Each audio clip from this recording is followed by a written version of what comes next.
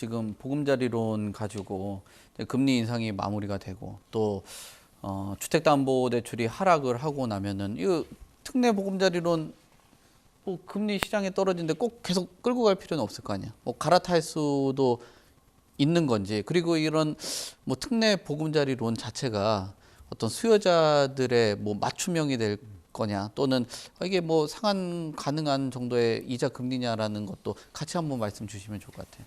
일단 뭐 중도 상환 수수료가 없기 때문에 네. 어떤 경기 상황이 변한다든지 내가 이제 또 다른 어떤 주택을 추가로 구매하는, 원래 이제 특례 자구 보금자리 이 보금자리론을 받게 되면 추가로 주택 구입이 금지돼 있습니다. 그래서 추가로 주택 구입이 금지돼 있기 때문에 내가 주택을 새로 구입을 하게 되면 그 사유가 발생한 날로부터 6개월 이내에 네. 새로 산 주택을 처분해야 되고, 네. 처분하지 않으면 대출금이 이제 환수가 되면서 네. 3년 동안 보금자리론을 이용할 수 없게 되는 어떤 문제점이 있습니다. 네. 그래서 이제 그런 거를 좀 감안을 하셔야 될 거고요. 그다음에 이제 최대 이제 9억 원 이하의 주택에서 이제 5억 원까지 대출이 이제 가능하다라고 이제 얘기를 하고, 그 대출이 뭐냐면 이제 고정금리예요. 이제 고정금리를 쓸 것이냐 변동금리를 쓸 것이냐에 대한 거는 이제 소비자의 선택이라고 볼 수 있는데요. 네. 결국에 이제 이렇게 해서 하는 주택 이 보금자리 론 같은 경우는 필연적으로 장기입니다. 그러니까 기본 10년에 50년까지거든요. 네. 그러니까 10년에서 50년까지 고정금리를 쓰게 된다 그랬을 때는 어느 시기에는 유리할 수 있지만 또 어느 시기에는 절대적으로 불리할 수 있다라는 거죠. 우리가 얼마 전에 0.5%, 0.25%의 금리가 지금 3.5%고 보면 시장 금리가 7%, 8%까지 올라갔지 않습니까? 근데 이렇게 올라갔을 때에는 지금 뭐 최저 4.65에서 5.1%까지 우대하고 이제 일반 금리까지 적용한다라면 그렇게 7, 8% 갔을 땐 이게 싸 보이지만 2, 3%로 갔을 때는 비싸질 수밖에 없다라는 거죠.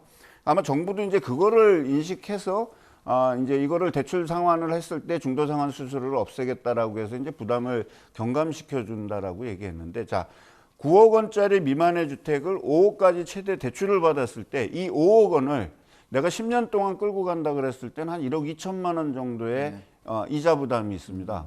이자 부담이 있고, 그 이자 부담에서 원리금 상환까지 한다 그러면 약 300만 원 정도를 매달 갚아야 돼요. 매달.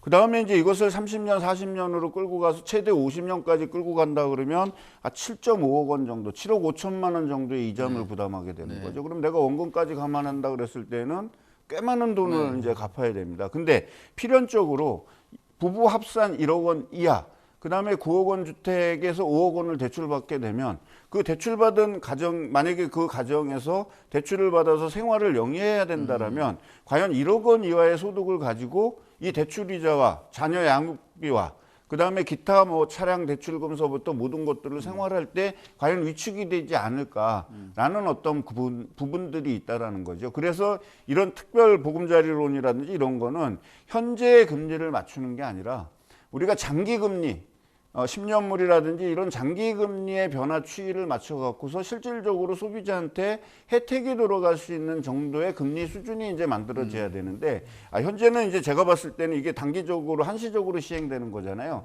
한시적으로 시행되니까 지금 당장 전세 자금을 반환을 해야 된다든지 아니면 이런 사람들을 위해서 쓸 수 있게끔 좀 만든 것이 아닌가. 그래서 이 용도가 이제 그렇게 정해져 있지 않습니까?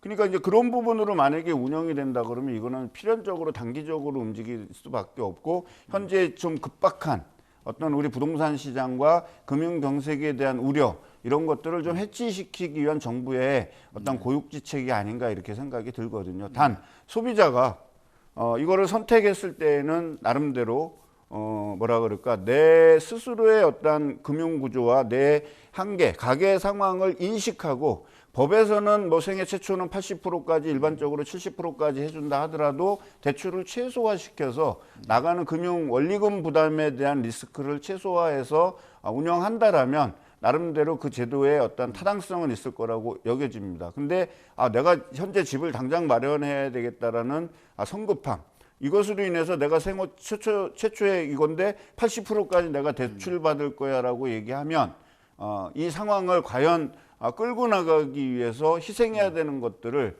좀 더 고민을 해봐야 되지 않을까 이렇게 생각을 합니다. 네.